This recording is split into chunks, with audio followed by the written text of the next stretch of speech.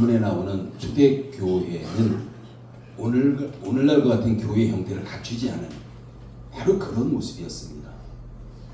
우리가 오늘날 교회의 모습은요, 건물이 있고 또한 예배드리는 장소가 있어가지고 사람들이 이렇게 모여서 하나님을 찬송하면서 예배를 드립니다.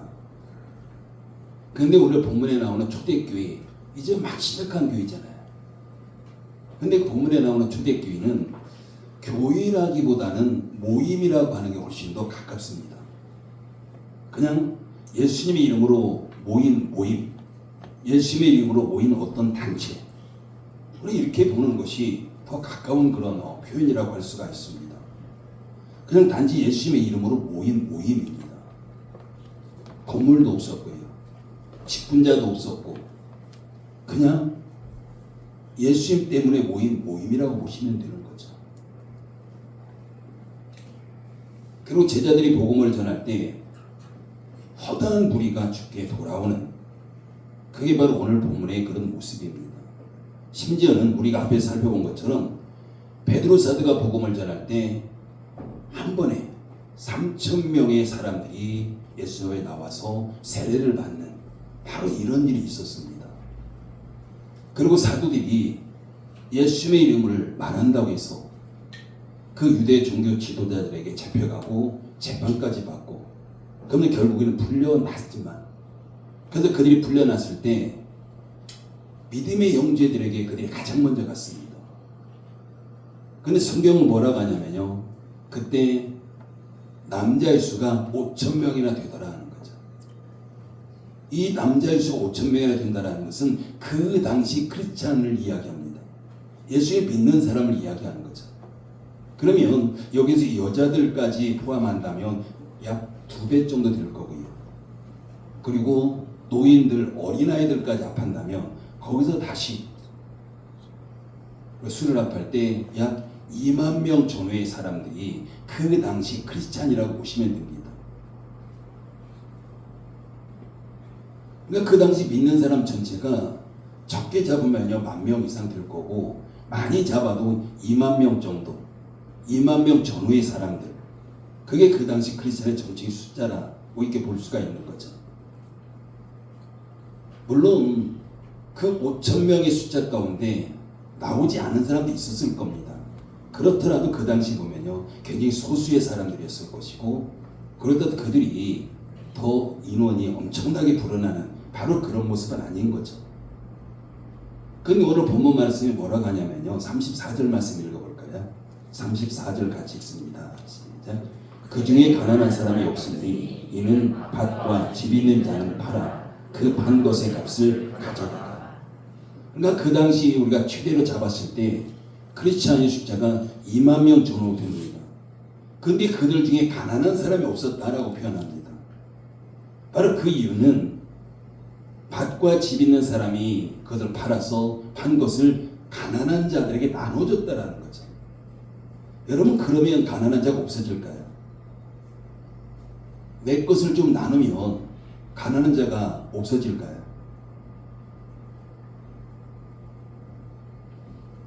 우리가 이런 일은 가능하지 않습니다. 근데 성경은 분명히 그들 가운데 가난한 자가 없었다라고 표현하는 거죠. 우리가 가난이라는 것은 나라님도 할 수 없다, 이런 말이 있잖아요. 그러니까 나라에서도 가난, 이것을 완전하게 해결할 수 없다는 말입니다. 그런데 이제 막 시작한 초대교회가 그런 일이 가능했을까라는 거죠.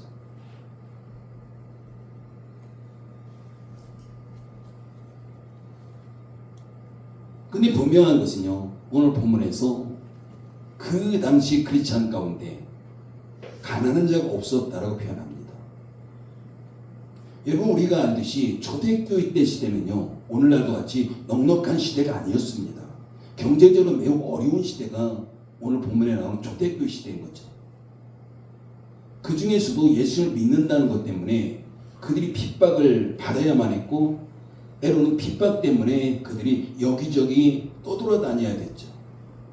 여기저기 떠돌아다닌다는 것은 그들이 안정적으로 경제생활을 할 수 없다는 걸 의미합니다. 그럼 당연히 그들 가운데 경제적으로 안정적인 삶을 살 수 없는, 바로 그들이 가난한 자가 없다라는 것은 불가능한 거죠. 그리고 그 당시 사람들은요, 예수님 믿는 것 때문에 주변 사람들에게 비난의 대상이었고 손가락질의 대상이었습니다. 그래서 그 당시 크리스찬이라는 것은 어찌 보면은 가난이라는 것은 필수라고 볼 수 있습니다. 당연히 가난해질 수밖에 없는 거예요. 안정적으로 경제생활을 할 수 없기 때문에. 근데 오늘 본문에서는 가난한 자들이 없었다라고 표현하고 있는 거죠. 여러분, 하나님께서 엄청나게 축복해 주셔가지고 정말 그들이 그 축복을 서로 나눴기 때문에 그 가난한 자들이 없었을까요? 그런데 결국 그렇지 않은 거예요. 가난한 자들이 꽤 많았던 거죠. 정말 먹고 살기가 힘든 바로 그런 시대입니다. 근데 성경은 왜 가난한 자들이 없다 이렇게 표현하고 있을까요? 우리가 그 이유는 딱 한 가지입니다. 초대교회 성도들이 복음 안에서 자족하는 삶을 살았기 때문에, 자족하는 삶을 살았기 때문에 성경은 그들을 가난한 자가 없다라고 표현하고 있는 바로 그런 부분입니다. 우리가 물리적으로 보면 주변 사람들과 비교해 보면 분명히 그들은 극심한 가난에 시달리는 바로 그런 크리스찬들도 굉장히 많았을 겁니다. 바로 이들은 물질이 아닌 은혜를 행복에 초점에 맞춘 거죠. 물질이 그들의 행복의 기준이 아니었습니다. 그들의 행복의 기준은요, 하나님의 은혜였습니다. 여러분, 좋은 집 있으면 행복할까요? 물질이 많으면 행복할까요? 우리가 초대교회 성도들은요, 자족이 그들의 행복의 조건이었습니다. 스스로 만족하는 거예요. 내가 지금 처해 있는 환경, 내가 지금 처해 있는 그 수준, 거기에서 예수 그리스도 그 믿음으로 그들이 만족하는 바로 그런 삶을 살아갔던 자들입니다. 그렇기 때문에 성경은 그들을 가난한 자가 없었다고 표현하고 있는 겁니다. 뿐만 아니라 그들이 자족하는 삶을 살았기 때문에 그들은 나눠주는 삶을 살 수 있었던 거예요. 자기보다 조금 못한 사람들, 그 어려운 사람들, 연약한 사람들, 그들을 섬기면서 내 것을 그래도 없는 가운데서 나누는 바로 그런 삶을 사는 것이 오늘 본문의 초대교회의 모습입니다. 그리고 32절 말씀도 한번 읽어볼까요?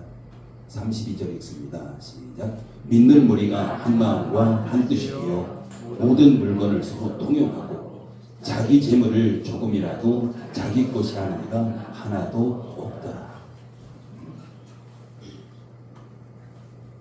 믿는 사람들이 자기가 가지고 있는 소유를 내 것이라고 생각하지 않았습니다.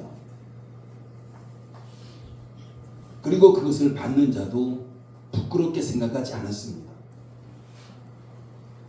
여러분, 나눈다라는 것, 많이 가진 자가 나눌 수 있을까요? 우리가 많이 가지면 나눌 수 있나요? 결국 그렇지 않습니다. 우리가 나눈다는 것은 내가 자족하는 삶을 살 때 우리는 거기서 나눔이 시작됩니다. 내가 자족하지 않으면요, 계속해서 우리는 채울 수밖에 없어요. 그런데 우리는 내가 자족하는 삶, 하나님의 은혜로 정말 믿음으로 자족하는 삶을 살아갈 때 우리는 있든 없든 우리는 그때 나눌 수가 있는 바로 그런 삶을 살아갈 수 있는 것입니다. 그래서 지금 초대교회는요, 베푸는 자도 받는 자도 그것을 감사로 여겼습니다. 하나님의 은혜로 여긴 거죠.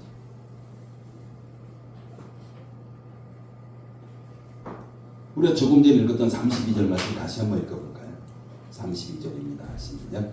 믿는 무리가 한 마음과 한 뜻이요 모든 물건을 서로 통용하고 자기 재물을 조금이라도 자기 것이 아는 이가 하나도 없더라.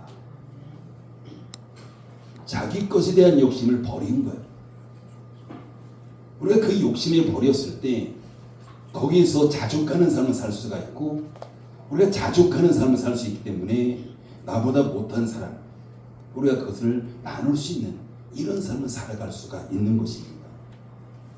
믿는 무리가 한마음 한뜻 되어 모든 물건을 서로 통용하고 자기 재물을 조금이라도 자기 것이라는 이가 하나도 없었습니다.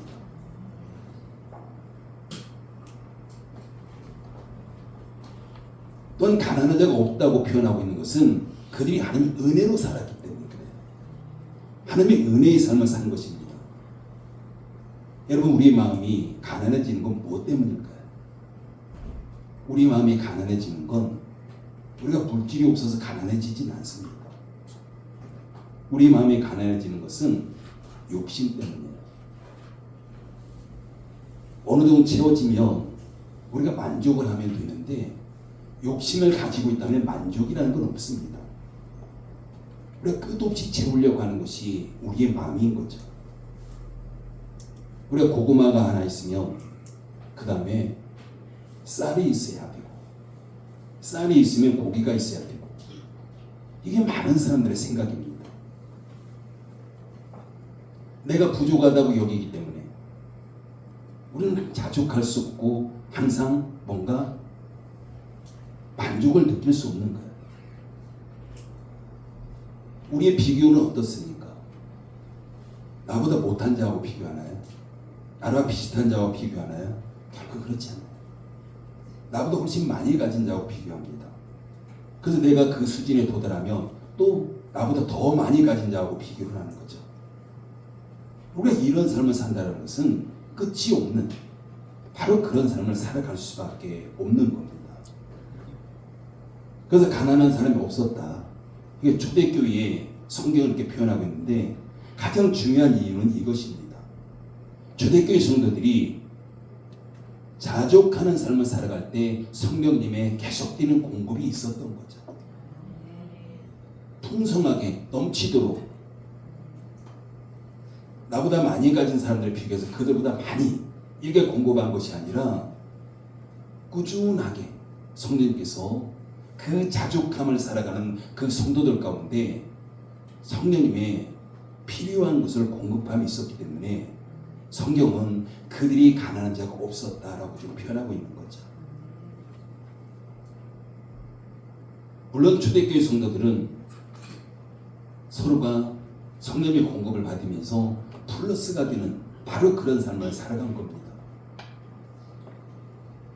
성도들이 교회에 들이면 교회는 또한 어려운 자들, 연약한 자들, 바로 그런 사람들을 섬기고 바로 그런 사람들에게 골고루 나눠주는 바로 이 삶을 살았던 거죠. 여러분, 이것이 진정한 교회의 모습입니다.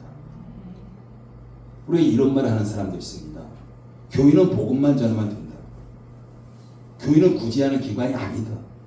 우리 이런 말 들어보잖아요. 바로 교회는 복음 전하는 곳이라고 하잖아요. 근데 우리가 복음이라는, 예수 그리스도의 십자가 복음이라는 것을 너무 좁게 생각하면 안 된다는 겁니다. 예수님의 십자가 복음은 단지 우리의 영의 구원만이 아니라 우리의 모든 삶에서의 구원입니다. 우리가 좀 더 그 복음의 그 범위를 넓혀볼 필요가 있는 거죠.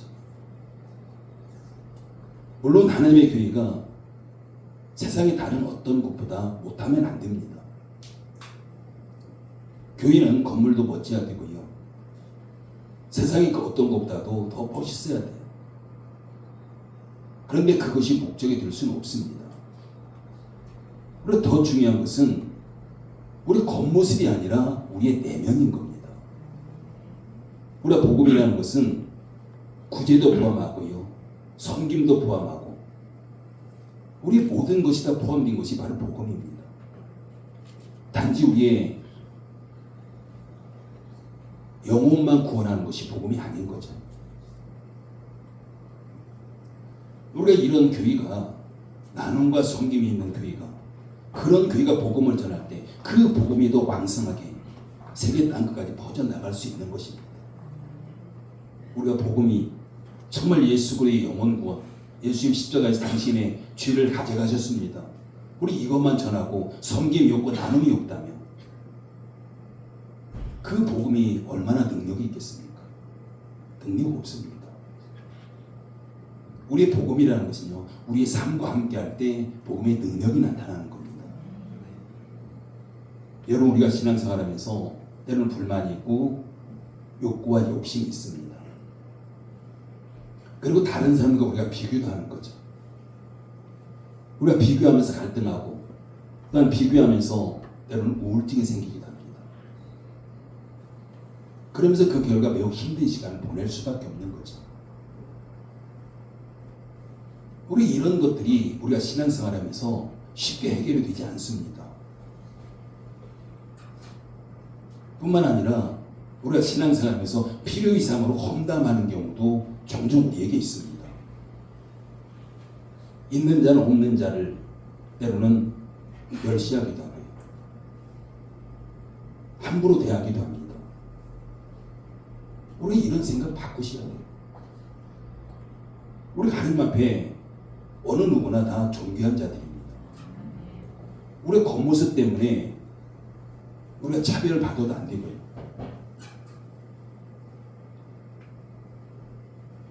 우리가 그런 모습이 일어나면 당연히 교회 안에서 여러분 시험이 들기도 하는 거죠. 여러분 한번 생각해 보십시오. 내가 처해 있는 환경이 나를 바꿀 수 있을까요? 물질이 많으면 나를 바꿀 수 있을까요? 내가 명예를 가지며 권력을 가지며 나를 바꿀 수 있을까요? 여러분 진짜 나는요 속사람입니다. 겉사람은 진짜 내가 아닌 거예요. 우리는 누군가를 바라볼 때 진짜 그 사람을 바라보지 못하고 가짜인 그 사람을 바라보는 경우가 많습니다.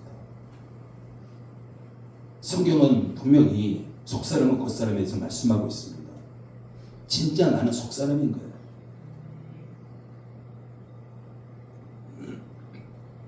그렇기 때문에 우리가 처해 있는 환경은요, 우리의 겉사람은 바꿀 수 있어요. 화려하게 바꿀 수 있습니다. 그러나 우리의 겉사람이 바뀌었다고 해서 속사람이 바뀌지는 않습니다.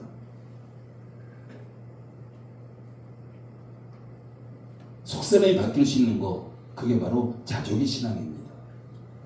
자족의 신앙을 가질 때 우리는 내 속사람을 바꿔갈 수 있는 바로 그런 부분인 거죠.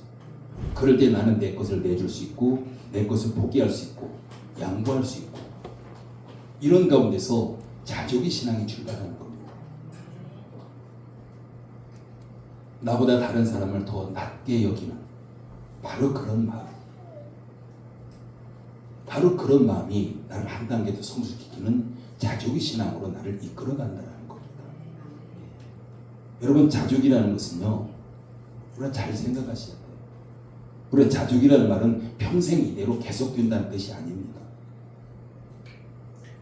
우리가 자족이라고 해가지고 그것이 평생도록 이어지진 않아요. 우리가 자족의 신앙이라는 것은 하나님의 은혜로 채워지는 신앙입니다. 그래서 성경은요, 초대교회 성도들이 가난한 자가 없었다고 표현하는 거죠. 성령의 은혜로 채워지기 때문에, 성령님의 공급하심으로 채워지기 때문에. 그러면 우리가 중요한 여기서 순서가 하나 있습니다. 우리가 성령님의 공급하심을 지속적으로 우리가 받기 위해서는 반드시 우리에게 섬김이 나타나야 된다는 겁니다. 여러분 생각해 보십시오. 섬김이 없는 사람, 욕심만 가지고 있는 사람, 성령께서 그에게 더 많이 채워주면 어떤 일이 일어날까요? 그 신앙이 성장하고 믿음이 성장할까요? 오히려 그를 망가뜨리는 역할을 합니다. 그런데 섬김이 있는 사람, 내 걸 나누는 사람, 이런 사람들에게 성령님이 채워주실 때 어떤 일이 일어날까요? 그에게 생명이 더 풍성해지는 거죠. 여러분 우리 성령님은요, 살리시는 분이에요. 생명을 주시는 분입니다. 그럼 결코 우리가 망가지는데 성령님께서 우리에게 지속적으로 공급할 수는 없는 겁니다. 누가복음 6장 38절에 보면은 예수님이 이런 말씀하십니다. 주라 그리하면 너희에게 줄 것이니 곧 후유되어 누르고 흔들어 넘치도록 하여 너희에게 안겨주리라. 주라고 합니다. 예수님께서. 그러면 너희에게 줄 것이다. 성령께서 후유되어 넘치도록 너희에게 채워주실 것이다. 이게 바로 예수님께서 말씀하신 겁니다. 사도행전 20장 35절에도 주는 것이 받는 것보다 복이 있다라고 말씀합니다. 여러분 지난주 설교 기억하시나요? 이 땅에서의 현실적인 것, 이 땅에서 현실적인 것이 하나님 나라에서 현실적일까요? 그럴 수도 있지만 대부분이 현실적이지 않습니다. 이 땅에서 비현실적인 것, 하나님 나라에서 비현실적일까요? 대부분은 현실적입니다. 하나님 나라에서. 여러분 주는 거, 나누는 거, 이 땅에서는 어떻게 될까요? 주고 나누면 내 것이 없어지는 겁니다. 이게 현실이에요. 그 하나님 나라의 삶의 원리는 우리가 나누고 내 걸 줄 때에 더 풍성해진다. 이게 하나님 나라의 원리입니다. 우리는 하나님 믿는 자고요. 하나님 믿는다는 것은 하나님 나라의 원리를 믿는 자예요. 하나님 나라의 원리대로 살아가는 자입니다. 그럼에도 불구하고 우리는 신앙생활하면서 하나님 믿는다고 하면서 우리는 지극히 현실적인 생각에 사로잡혀 있고 지극히 현실적인 그런 삶을 살아가고 있는 우리 자신을 볼 수가 있는 거죠. 여러분 하나님 나라에서 원칙은 법칙은 섬김입니다. 섬길 때 그게 바로 축복이라는 거죠. 이 세상에서는 섬김이 아니라 뭔가 가져와야 돼요. 나를 계속 뭔가 채워야 돼요. 근데 하나님 나라에서는 뭔가 내가 채우는 것이 아니라 내 것을 누군가에게 나눠줄 때 그게 바로 하나님의 축복이 된다. 바로 이 말씀하고 있습니다. 완전 반대잖아요. 그렇기 때문에 이 세상의 현실은 하나님 나라의 현실이 아닐 수 있는 거예요. 이 세상의 비현실적인 것은 하나님 나라의 현실적인 겁니다. 우리가 그럴 확률이 대부분이에요. 여러분 구약성경에 보면은 하나님께서 사회적으로 약자들 얼마나 그들의 관심을 가지셨습니까? 특히 고아와 가부들 수없지 않은 께서 말씀하시고 그들을 채울 것을 말씀하고 있습니다. 그 레위기 23장 22절에 보면 너희 땅의 공물을 벨 때에 반 모퉁이까지 다 베지 말며 떨어진 것을 줍지 말고 그것을 가난한 자와 거류민을 위해서 남겨두라. 나는 너희의 하나님 여호와이니라. 추수할 때에 곡식을 벨 때 떨어뜨린 것 절대 줍지 말라는 겁니다. 뿐만 아니라 곡식단에서 조금씩 뽑아서 버려라는 거예요. 그래야 가난한 자들이 먹고 살 수 있지 않느냐라는 거죠. 그러면서 하나님께 뭐라고 말씀하십니까? 나는 너희의 하나님 여호와니라. 왜 이 말씀하실까요? 곡식단에서 뽑아서 버리라고 하면서 나는 너희 하나님 여호와다. 하나님께 채워주시겠다는 겁니다. 너희가 나누고 섬기지만 결론은 하나님께서 내가 너희를 채울 것이다. 여러분 이게 하나님이 일하시는 방식입니다.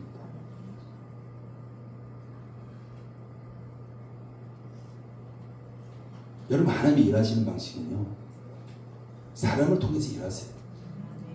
하나님께서 고아나 과부 그들에게 뭔가 채워야 되는데 직접 하나님께서 물리적으로 그들에게 나타나서 물리적으로 뭔가를 갖다 주시고 이렇게 일하시지 않습니다. 사람을 통해서 일하시는 거예요. 나를 통해서 일하시는 겁니다.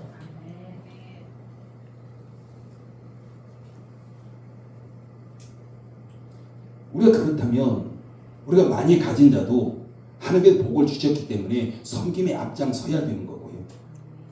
없는 자도 하나님의 공급하심의 약속을 믿고 섬김에 앞장서야 되는 겁니다. 우리 그럼 이런 말 할 수 있죠. 내가 섬기고 싶은데 내가 가진 것이 없습니다. 가진 것이 없어서 섬길 수 없습니다. 우리 이런 말 할 수도 있죠. 그러면서 하나님께서 나에게 복을 주시면 내가 그때 넘치도록 섬기겠습니다. 여러분 이렇게 생각하면 안 되는 거예요. 우리가 섬김이라는 것은 꼭 물질이 있어야만 섬기는 게 아닙니다. 우리가 섬김이라는 것은 우리의 시간을 들여서 내는 힘으로 우리가 섬길 수 있는 거죠. 그럼 우리가 많은 돈이 있어야만이 섬길 수 있는 게 아닙니다. 내가 가진 거 없지만, 가난하지만, 물질이 부족하지만, 낯쓰기도 부족하지만, 그 중에서 내가 좀 더 불편을 더 감수하고 조금 더 줄여서 그걸 나누는 거예요. 나보다 못한 자들에게 나누는 겁니다. 그게 섬김입니다. 여러분 중요한 것은 우리의 마음이죠.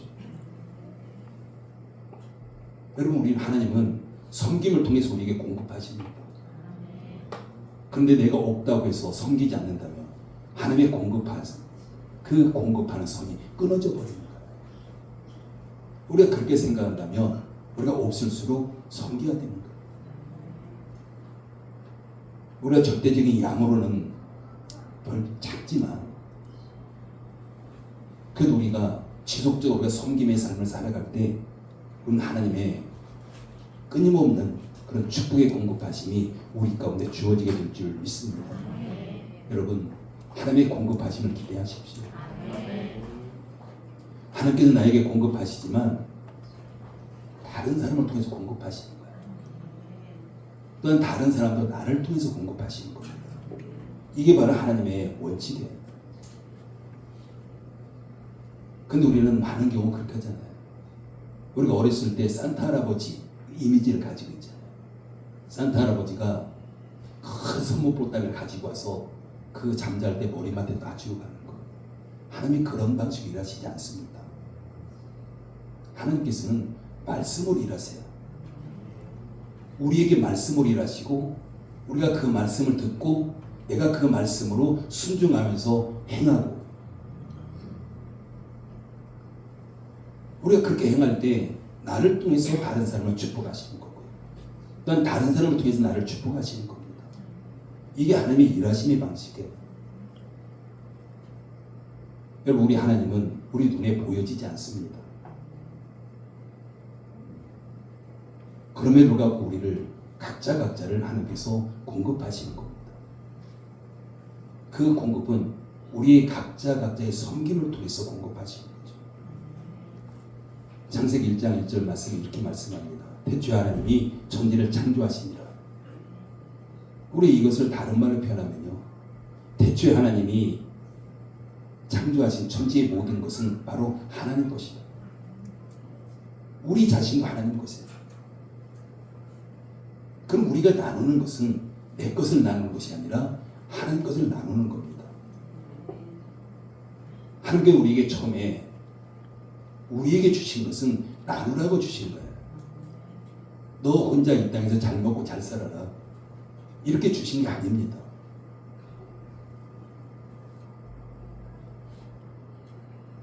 그렇다면 우리는 하나님의 청직이라는 거죠. 하나님께서 관리하는 자. 하나님께서 나누라면 나누는 자. 하나님께 누군가에게 주라고 하면 줄 수 있는 자. 이게 바로 하나님의 청직입니다. 즉 하나님의 관리자인 거죠. 여러분 주는 자가 복이 있다는 걸 기억하십시오. 이것은 이 세상에서는 비현실적일 수 있습니다. 그러나 하나님 나라에서는요 그것이 지극히 현실적인 거예요. 우리가 이 땅에서도 하나님 나라의 가치관을 가지고 하나님 나라의 삶을 살아가야 됩니다. 물론 처음에는 우리가 불편할 수 있고요. 우리 것이 자꾸 줄어들 수 있고 뭔가 속상할 수 있습니다. 그러나 우리가 하나님 말씀대로 살아갈 때 하나님의 때에 하나님께서 반드시 우리에게 채워주시겠다고 약속하고 있습니다. 우리가 하나님의 이 말씀 믿지 않으면 우리가 무엇을 믿겠습니까? 우리가 성경 말씀 가운데서 우리가 선택해서 내가 그걸 믿고 있다면 그건 결코 믿음이 아닌 거예요. 불신앙입니다. 내가 하나님 위에 있는 거예요.